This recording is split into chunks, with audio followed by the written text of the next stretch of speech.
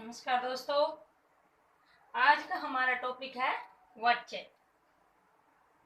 वाच्य का अर्थ देखिए, क्रिया के जिस रूप से यह पता चले कि वाक्य में क्रिया को मूल रूप से चलाने वाला कर्ता है, कर्म है या भाव है।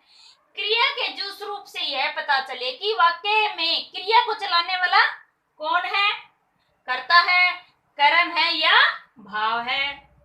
और हिंदी भाषा में वाच्य 3 प्रकार के होते हैं: कर्मवाच्य, भाववाच्य और कर्तृवाच्य। कर्तृवाच्य देखिए आगे। कर्तृवाच्य जैसा कि नाम से ही पता चल रहा है, कर्तृ मतलब कर्ता, जहां पर क्या हो, कर्ता की प्रधानता हो। और मुख्य बात कर्तृवाच्य में होती है, आपको कर्तृवाच्य की पहचान करनी है तो कर्तृवाच्य में सकर्मक और अकर्मक दोनों ही क्रिया मिलती है।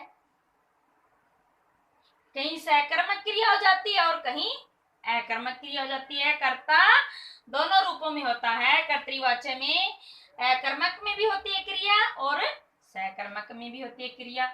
जैसे माता जी सो रही है, यहाँ पे कर्तृ कौन है, माता जी सो रही है, यहाँ पे क्या है, कर्तृवाच्य है।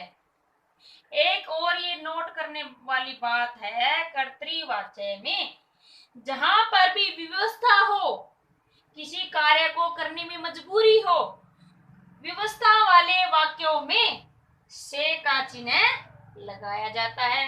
कहां पर, कर्तृवाच्य में से का चिन्ह कब लगाया जाता है, जहां जब व्यवस्था हो तो क्या होता है, से का चिन्ह लगाया जाता है। नंबर 2 पे देखिए, कर्मवाच्य। कर्म जहां पर क्या हो, कर्म की प्रधानता हो। और इसमें मुख्य बात क्या है, केवल सकर्मक क्रिया ही होती है। सकर्मक कर्म के साथ, और वाच्य भी कौन सा है, कर्मवाच्य।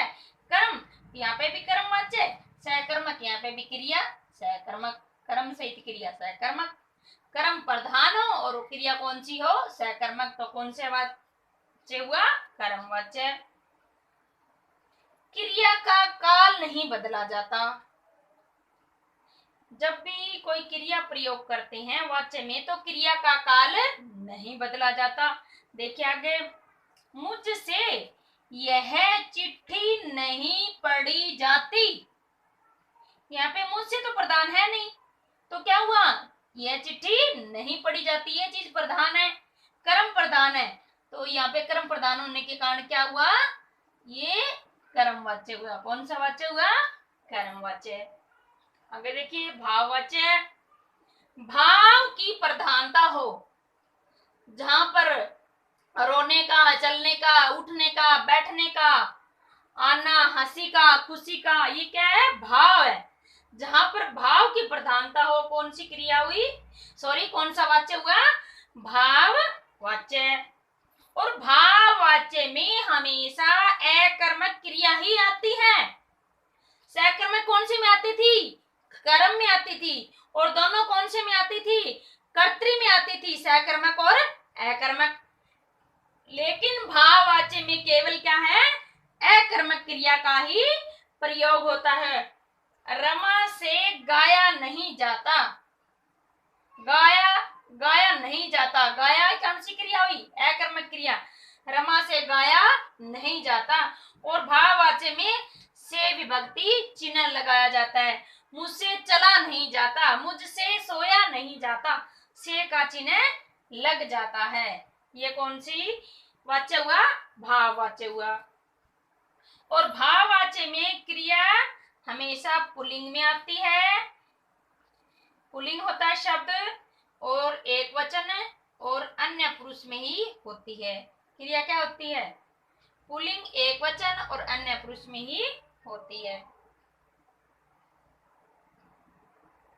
नोट, कभी भी काल में परिवर्तन नहीं होता, चाहे कौन सा ही वाच्य हो, कर्तृवाच्य हो, कर्मवाच्य हो या भाववाच्य हो, या कर्तृवाच्य को कर्मवाच्य में बदलना हो, या कर्मवाच्य को भाववाच्य में बदलना हो, या कर्म को कर्तृवाच्य में बदलना हो, या कर्तृ को भाववाच्य में बदलना हो, किसी को किसी में बदलना हो, लेकिन काल में परिवर्तन कभी नहीं होता। काल वही का वही रहता है।